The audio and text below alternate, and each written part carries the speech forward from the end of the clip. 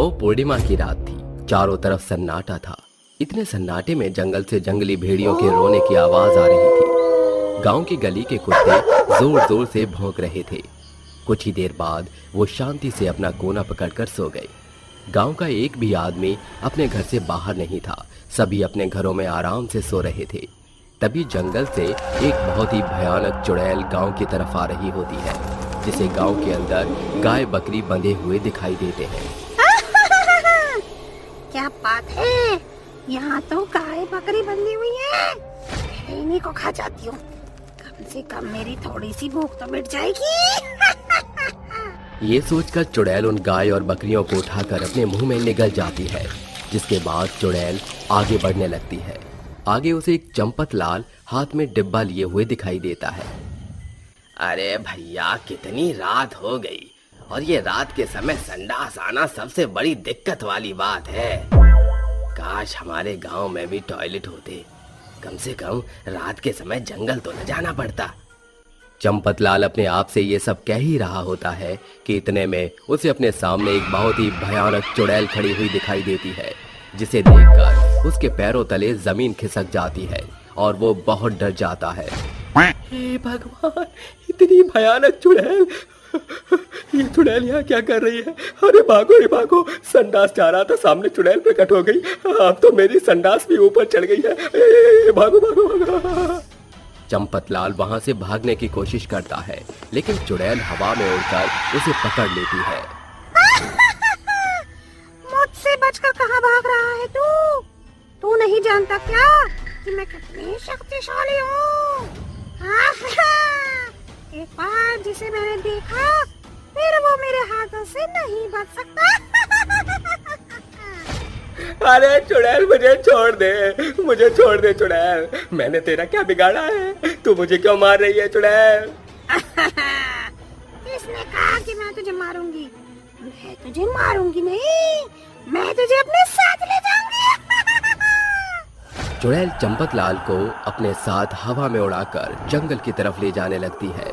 जिसके बाद चुड़ैल अपनी गुफा में पहुंच जाती है और चंपत लाल को गुफा के अंदर अपनी 3 भूतिया मटकी में से एक मटकी के अंदर डाल देती है और जिसके बाद वो अपनी गुफा में आराम करने लगती है। वहीं दूसरी तरफ अगले दिन सुबह गांव के सभी लोग चंपत लाल को यहाँ वहाँ ढूंढने लगते हैं, क्योंकि चंपत लाल उस गांव का इकलौता चाय वाला था, जिसके हाथों की चाय पीकर गांव वाले अपनी सुबह शुरू करते थे। अरे भैया, ये चंपत लाल कहाँ जाकर मर गया? क्या इसे नहीं पता कि हमें सुबह की चाय इसके हाथ की चाहिए होती है? अरे भैया, अब मैं क्या बताऊं, मैंने तो उसे कल रात ही देखा था यहाँ से जाते हुए। उसके बाद से तो मुझे पता नहीं कि वो कहाँ गया और कहाँ नहीं। मुझे तो कुछ गड़बड़ लग रही है। और तुझे पता है भाई, हमारे गांव के कुछ लोग पहले ही गायब हो चुके हैं। इस बार चंपत लाल गायब हो गया है। आखिर ये गांव के लोगों को गायब कौन कर रहा है? चंपत लाल के गायब होने की वजह गांव के लोगों को समझ ही नहीं आती, जिसके बाद गांव के सभी लोग अपने अपने कामों में लग जाते हैं। वहीं दूसरी तरफ जैसे ही रात हो जाती है, रात के समय वो चुड़ैल फिर से गांव में आती है और गांव के लोगों को अपने साथ हवा में उड़ाकर अपनी गुफा में ले जाती है। जिसके बाद उन्हें वो अपनी भूतिया मटकी में डाल देती है। जिसके बाद पहली मटकी के अंदर से खून और दूसरी मटकी के अंदर से भूतों की हड्डियां और तीसरी मटकी के अंदर से खाना निकलने लगता है। जिसके बाद चुड़ैल खाना खाती है और ये सब गांव का एक आदमी दुर्योधन उसकी गुफा के अंदर चुपके से देख लेता है। जिसके बाद अगले दिन सुबह वो गांव के सभी लोगों को बताता है। अरे वो चुड़ैल किसी को नहीं छोड़ेगी। गांव के लोगों को जंगल की एक चुड़ैल गायब करती जा रही है। अरे भाई, कल रात भी वो 3 लोगों को अपने साथ उड़ाकर ले गई है। अगर ऐसे ही चलता रहा तो वो चुड़ैल गांव के सभी लोगों को गायब कर देगी और ये गांव खंडहर बन जाएगा। नहीं, हमें उस चुड़ैल को रोकना होगा, वरना अनर्थ हो जाएगा। उस चुड़ैल को केवल एक ही आदमी रोक सकता है और वो है अघोरी बाबा। अघोरी बाबा जंगल के पीपल के पेड़ के नीचे बैठकर तपस्या करते हैं।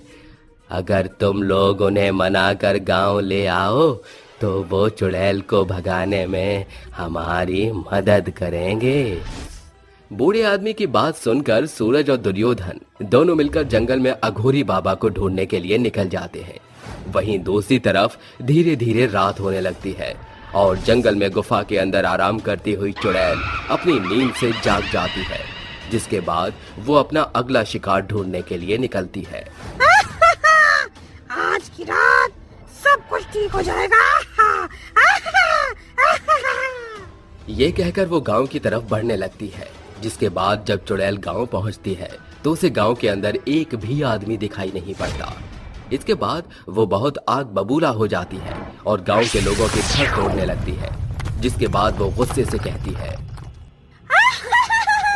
अरे गाँव वालों, कहाँ मर गए तुम सब के सब? मैं तुम में से किसी को नहीं छोड़ूंगी, सबके सब मारे जाओगे। गांव के सभी लोग हरिया के घर में जाकर छुप जाते हैं, जिसके बाद चुड़ैल इंसान की खुशबू सूंघते सूंघते हरिया के घर पहुंच जाती है और उसका दरवाजा बजाने लगती है। देखा, मैंने कहा था ना कि तुम लोग मुझसे नहीं बच सकते। अब देखना मैं तुम्हारा क्या हाल करूंगी। वहीं दूसरी तरफ अघोरी बाबा सूरज और दुर्योधन को चुड़ैल की गुफा में लेकर पहुंच जाते हैं, जिसके बाद अघोरी बाबा को वहां चुड़ैल के 3 भूतिया मटके दिखाई देते हैं, जिनमें से एक के अंदर खून निकल रहा होता है, दूसरे से हड्डियां और तीसरे से खाना निकलता है, जिन्हें देखकर अघोरी बाबा अपने मन ही मन एक मंत्र का जाप करने लगते हैं। वहीं दूसरी तरफ चुड़ैल के अंदर बेचैनी सी होने लगती है, जिसके बाद वो गांव वालों को छोड़कर अपनी गुफा की तरफ भागने लगती है। जैसे ही चुड़ैल गुफा के अंदर पहुंचती है, उसे वहां अघोरी बाबा दिखाई देते हैं, जिसे देखकर वो और भी ज्यादा क्रोधित हो जाती है। अघोरी, तेरी इतनी हिम्मत जो तुम मेरी गुफा के अंदर आ गए। तुझे क्या लगा कि तू इन गांव वालों को मार के बहुत शक्तिशाली हो जाएगी? लेकिन ये मत भूल, हर बुराई के साथ उसका अंत भी लिखा होता है।